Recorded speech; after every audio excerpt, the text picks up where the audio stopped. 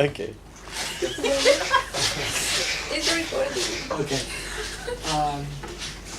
We have to discuss a little story about, called The Story of an Hour by Chopin. This story talks about a woman who was married with a man, of course, and it happens to be that this man died supposedly in a train accident, and she soon realized and found out that he had died in this accident by her sister, who told her.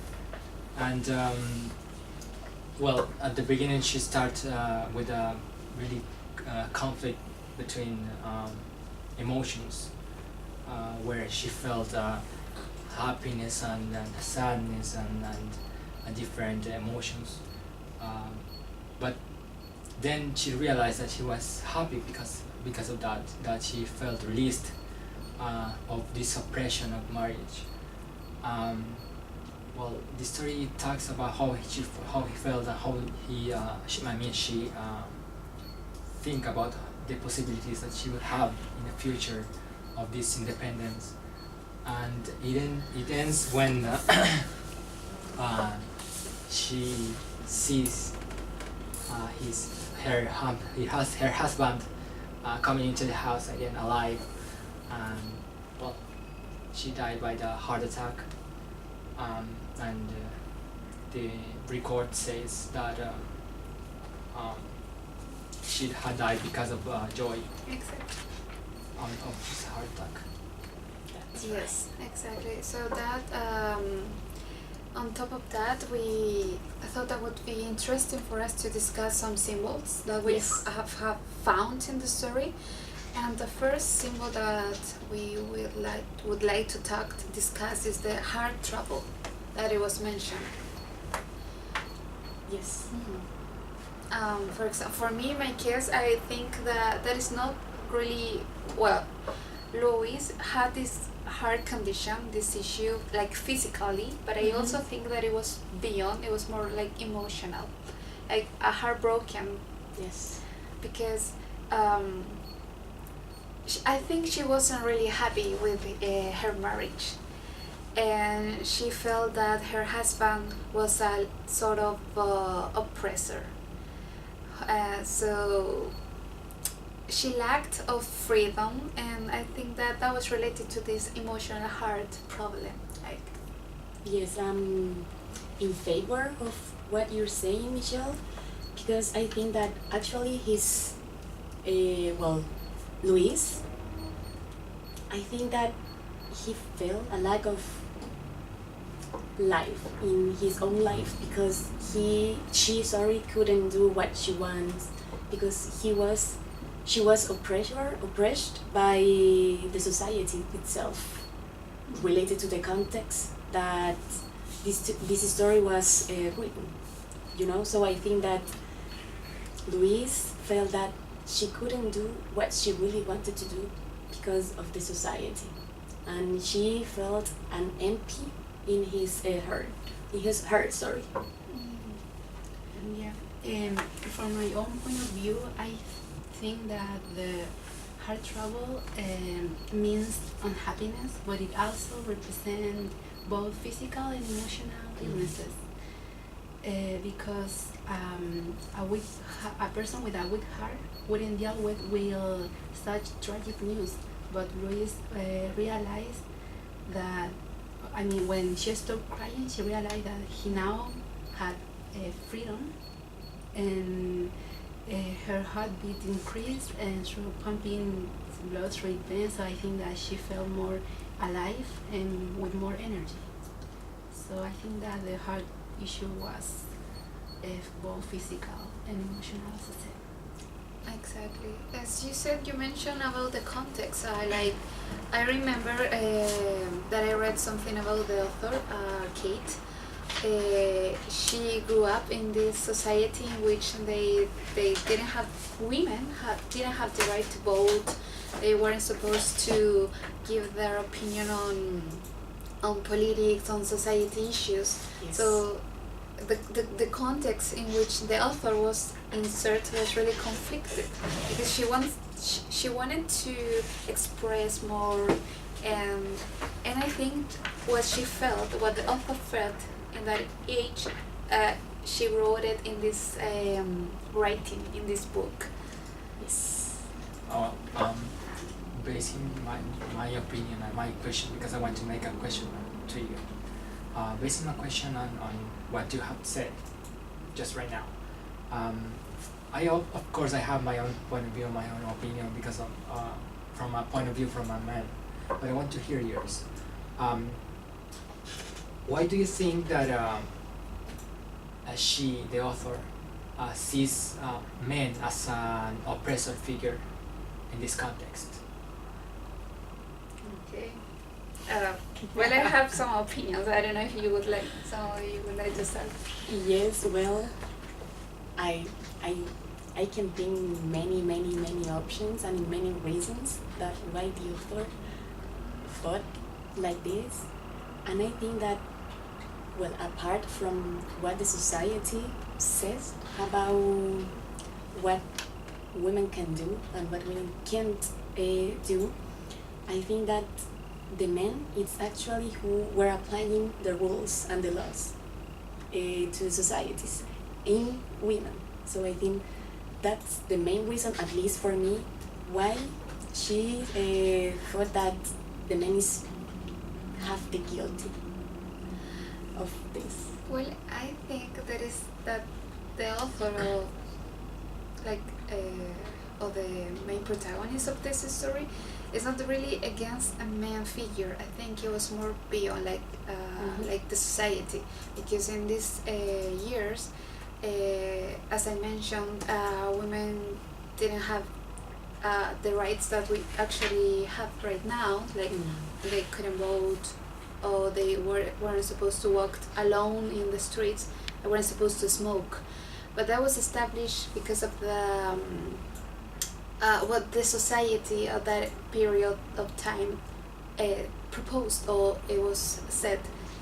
And of course, most of the rulers, or let's say governments, or the people who was in charge of the laws were men, because they had access to education first, and women were supposed to stay at home and taking care of the children.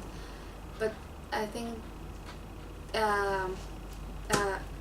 Kate Chopin was against the all men figures, because it was said that she really loved her husband, but it was beyond. It was like the society of that period of time. Yeah, I have something to add, and also I agree with you. And regarding to the context, Kate used to be an independent girl who used to smoke and walk alone through the street, and people used to see that in a bad way. Exactly. And also she argued with other people about politics and social problems. And social problem that I found in that age is that which roles are acceptable for women to assume in society. Yes. So I realized that the author was really interested in these topics. So she wrote about love, sex, marriage, women, and so many topics. So I think that the story of an hour explain or shows the gay point of view about the causes of being marriage. It could be. Exactly. Also, I know that she wrote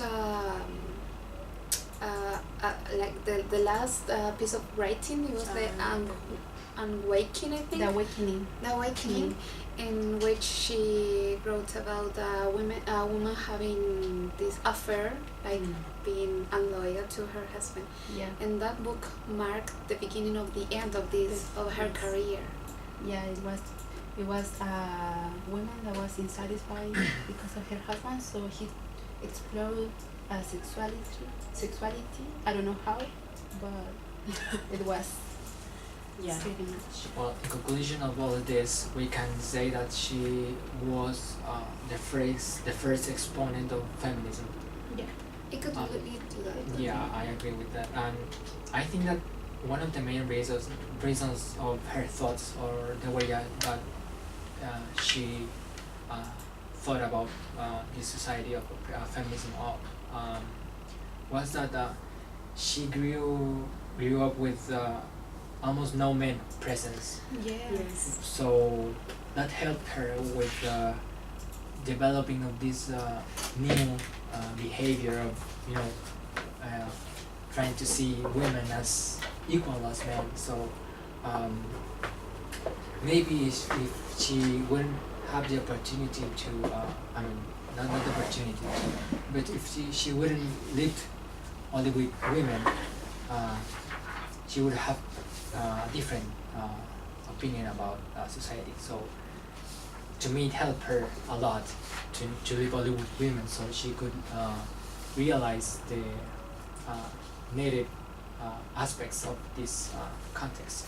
Yeah, it could be. I found out what you were saying, and it's known that Kate was like the mother of feminism because she developed like the first step to start to think about what women can do and what women can't do into the society. So yeah, you're right.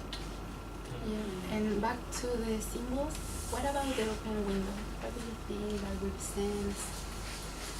Well, in my opinion, I think that this open window represents the road and the different option that she can follow now that her husband was died. So I think, yeah, that the open window is that the freedom that she gained, that the freedom or the new life. The new opportunity, Yeah. bright life waiting for her. I agree with you on this topic because as she thought that her husband was actually dead, and now this sort of oppression wouldn't be there anymore. So yeah. through the open window, she's like, okay, there's a future for me waiting. It's my life that I'm going to live for me and not for someone else. Yeah, I think like it's a before and an after. But do you think that is cruel that Luis thinking that way? Because I don't think that is cruel because she said that she will cry over her husband body when the time comes because now it's her own time. Well, You can it see. could be cruel You- if you see it from the perspective of this 21st century or 22 almost, where women is being seen as actually equal as men. So in this time where marriage is okay, everyone lives for everyone. So it's just not just the women that has to serve the men. It's just everyone for everyone. So if you see it from this point of view of the 22nd century, yes, of course, it sounds good, but try to think about the context of that era where men was seen as superior. So maybe if you think it in, like putting into that your mind into that state, it wouldn't sound that cruel at all. I mean, Yeah. it has the Well, I think it is a little bit cruel Yeah. because, okay, as you said, we are in the 21st century and we marry for love and we respect each other. If we don't find a couple, we can stay alone and develop our own lives.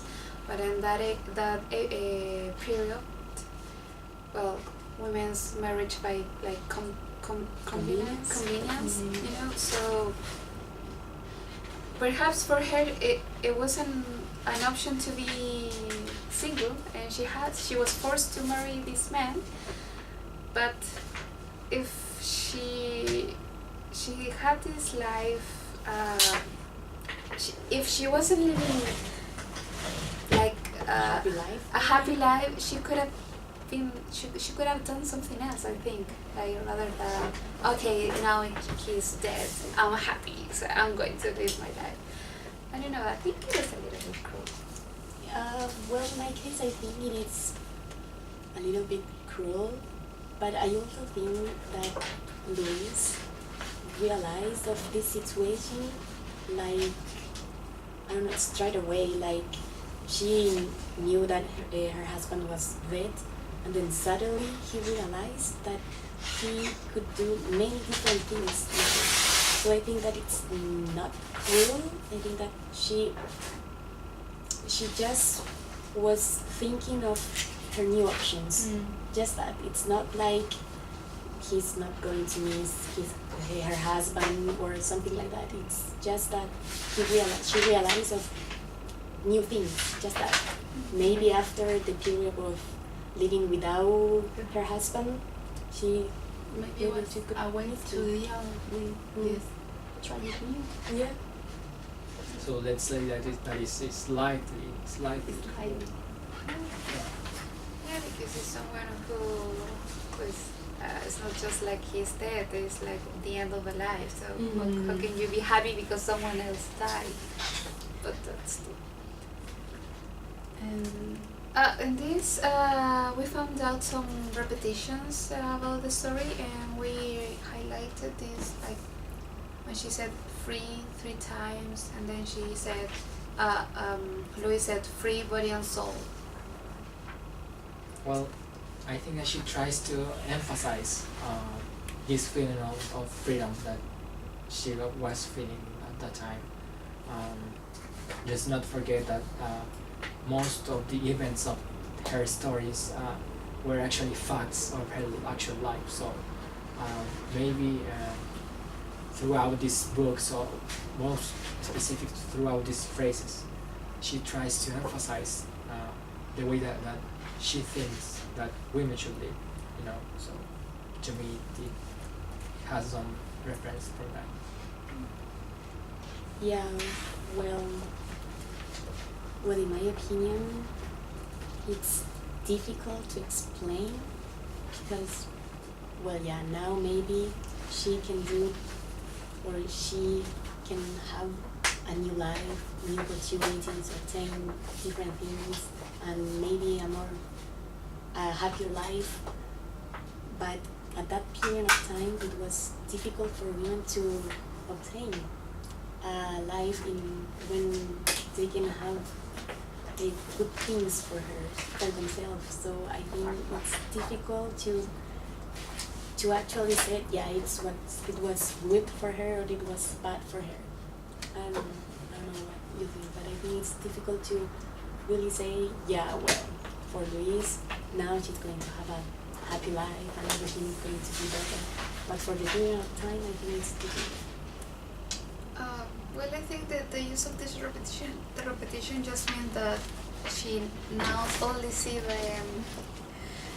the opportunity that is in front of her, like living alone and living for her.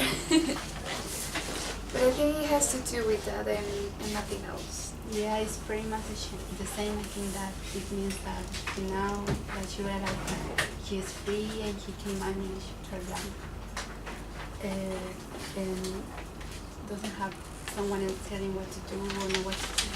And I think that we cannot end this conversation without addressing the ending. Because I don't know, what do you think about it? Do you think that it's a tragic ending, an ironic way? Or what means joy? It was actually joy that killed us. Should I start? Okay, to me, that didn't sound as joy at all. I mean, she was happy because her husband was dead and she would have the opportunity to live a new life from her being the center of the world and not her husband. So dying because she saw her husband alive again is not, it doesn't make sense, you know. So to me at least, it sounds more like a disappointing death. You know, she had died because she was happy and was building up this new reality where she will be able to do a lot of things. And now that she saw her husband again, all this reality was vanished. So because of that, she had died. Well, I think that actually it was of the joy that kills, because well, if I don't know, I put my trust into her, I think that well, now I realize that I have a new life to live. Now I don't have this change of marriage. Now I'm free. I feel a freedom of unhappiness, and suddenly this husband come back, and I need to live with my husband again. So I don't have the opportunity to develop myself, to discover what I like. So I think that actually is a happy ending for her, because she died with the sensation of freedom, you know? Yeah, I understand. Well, at the beginning, I thought that there was when she saw her husband coming inside to the house, she was shocked, and as she had this heart disease, she just died. When the doctor said about the joy, it was a feeling of joy that killed her. It was like, I no, not really, because I thought that the impression of seeing her husband was like, as you said, kind of disappointing for her. But then, what you mentioned, it was really makes sense. Like, she knew that her husband was alive, and she wouldn't be happy living with him again. Yes. So at the end, it was kind of happy for her that she now would be alone in the paradise, I think. At least for me, it seems clear that her shock wasn't joy over found her husband's survival, but rather distressed over losing her newfound freedom. I think that means. But we could also relate this little phrase to Chopin. I mean, this could represent that she would rather die instead of immersing herself into the oppression again. So Yeah. maybe that's what she tried to say through this little phrase. It could be. I didn't expect that ending, but it was the best, I think, for her. For her, yeah, it was the best for her. Yes, so we have finished, I think, The the discussion. discussion.